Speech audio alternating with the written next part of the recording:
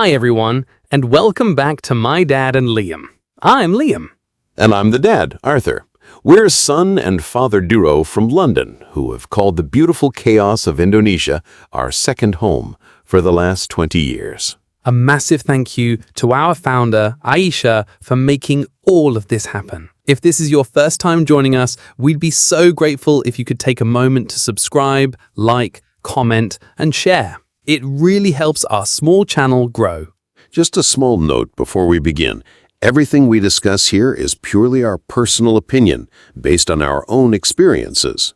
We sincerely apologize for any inaccuracies, mistakes, or if we accidentally say something that causes offense. That is never our intention. Exactly. You might also notice that there's no video and no pictures of us, just a yellow and black vintage television. That's on purpose. We feel it's a more comfortable and personal way to just talk and listen, without any distractions. For our international friends, subtitles are available. Click CC to select your language. So, grab a cup of tea or coffee and let's get into it. You seem rather pleased with yourself today, Dad. Had a good day? A perfectly fine day, lad. Quiet. Which got me thinking about a day I had a few years ago that was, well, the opposite of quiet. It was one of the most confusing, frustrating, and ultimately enlightening days I've ever had in Indonesia. Oh, I like the sound of this. Do tell. We were on holiday in Bali. You and your mum were off doing something sensible. I, on the other hand, had been given a mission. A friend had recommended a tiny, supposedly legendary warung in the backstreets of Ubud, famous for its bebek betutu, slow-cooked duck. Ah, a noble quest. Indeed. The instructions were simple. It's just off the main road, you can't miss it. Famous last words in this country. Oh no. I walked to the spot where I thought it should be. Nothing. So I saw a friendly young chap in his shop. I asked him, "Permisi, di mana warung bebek betutu?" He paused, a flicker of complete uncertainty flashed in his eyes, and then a beaming smile. He pointed north with absolute conviction. "Oh, just up there, sir, maybe 500 meters, then turn right." So off I went. With confidence in your heart. With misplaced confidence. 500 meters later, no warung. I asked a lovely lady selling temple offerings. She listened intently, smiled warmly, and with the same unwavering certainty, pointed east down a tiny alleyway, a gang. "Oh, this way, Puck. Not far, not far." So now you're on a side quest. I was on a wild goose chase. I went down the alley and eventually asked a very kind-looking older gentleman. We had a lovely chat. Then he put his hand on my shoulder, smiled kindly, and pointed back the way I had just come. Oh my God. His words were, "Oh, you've gone much too far. It's back there." At that point, I was utterly defeated. I ended up standing in front of a beautiful green rice paddy. I could smell the delicious aroma of spices and duck on the breeze, but I had no earthly idea where it was coming from. So what did you do? I did what any modern man does when ancient wisdom has failed him. I gave up, pulled up my phone, and opened Google Maps. And where was it?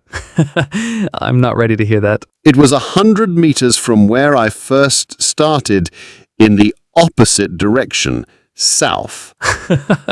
Oh, Dad, you fell into the classic trap. That is the quintessential expat experience. But why? They were all so kind and so confident. Why not just say, "Sorry, I don't know"? Because, Dad, you're looking at it through a British lens.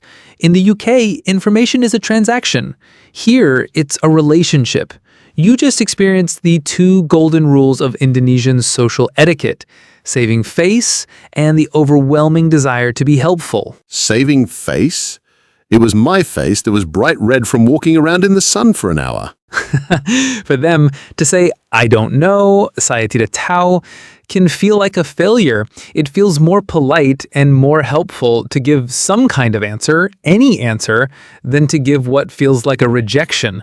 The intention is pure goodwill. The factual accuracy is, well, secondary.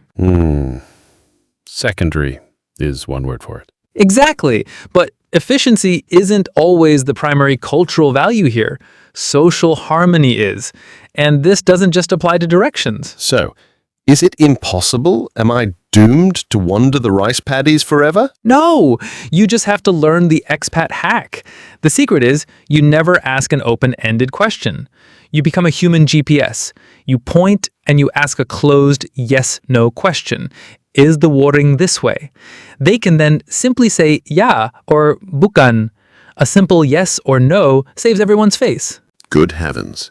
It turns a philosophical journey into a simple true or false quiz. That's brilliant, actually. It works every time. You know, at that moment, standing by the rice paddy, I was so frustrated.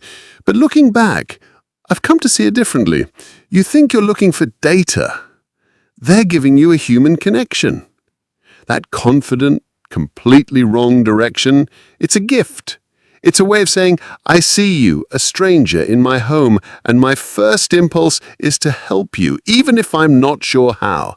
It's a lesson in valuing intention over pure information. I couldn't agree more, Dad. It certainly does. And that's all the time we have for today. We hope that gave you a little taste of life in Indonesia. We're always looking for new ideas for what to talk about next. That's right, so please leave us a comment below. What topics about Indonesia would you like to hear us discuss next?